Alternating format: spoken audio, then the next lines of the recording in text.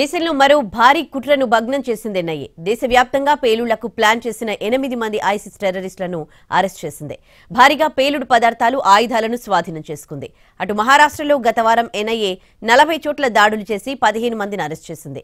వారిచ్చిన క్లూతోనే ఈ భారీ స్కెచ్ కి ముందుగానే చెక్ పెట్టారు. నేషనల్ ఇన్వెస్టిగేషన్ ఏజెన్సీ ఎన్ఐఏ అధికారులు భారీ కుట్రకు చెక్ పెట్టారు. నిషేధిత Islamic state of Iraq and Syria ISIS ఉగ్రవాద స్థావరాలపై మెరుపు దాడులు చేశారు. దేశవ్యాప్తంగా 4 రాష్ట్రాల్లోని 19 ప్రాంతాల్లో ఎన్ఐఏ రైడ్స్ జరిగాయి. ఐసిస్ కు చెందిన 8 మంది ఉగ్రవాదుల్ని ఎన్ఐఏ అధికారులు అదుపులోకి తీసుకున్నారు. దేశవ్యాప్తంగా మందుపాత్రలు పేల్చి భారీ విధ్వంసం సృష్టించాలన్న ఉగ్రవాదుల కుట్రను భగ్నం చేశారు.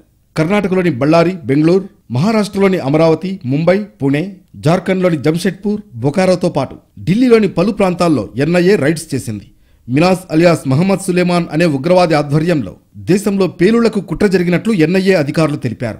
అరెస్ట్ అయిన 8 మంది ఉగ్రవాదుల్లో టీం లీడర్ మహమ్మద్ సులేమాన్ కూడా ఉన్నాడు. పట్టుబడిన ఉగ్రవాదుల పేర్లను ఎన్ఐఏ వెల్లడించింది. వారిలో మినాజ్ అలియాస్ మహమ్మద్ సులేమాన్, సయ్యద్ సమీర్ ఇద్దరూ బళ్ళారిలో పట్టుబడ్డారు. అనాస్ ఇక్బాల్ షేక్ ముంబైలో దొరికాడు. మహమ్మద్ మునీరుద్దీన్, సయ్యద్ సమీయుల్లా అలియాస్ సమీ, మహమ్మద్ ముజామిల్ బెంగళూరులో అధికారులకు చిక్కారు. షయాన్ రెహమాన్ అలియాస్ హుసేన్ను ఢిల్లీలో అదుపులోకి తీసుకున్నారు. మహమ్మద్ షాబాజ్ అలియాస్ జుల్ఫికర్ అలియాస్ గుడ్డును జంషెడ్పూర్లో అరెస్ట్ చేశారు. దేశంలో పేలుళ్లకు ఐఎస్ఐఎస్ కుట్ర చేస్తున్నదని ఇంటెలిజెన్స్ ద్వారా సమాచారం అందగానే 19 ప్రాంతాల్లో గల ఆ ఉగ్రవాద నెట్వర్క్లోని అనుమానితుల ఇళ్లలో ఎన్ఐఏ అధికారులు రైడ్స్ చేశారు.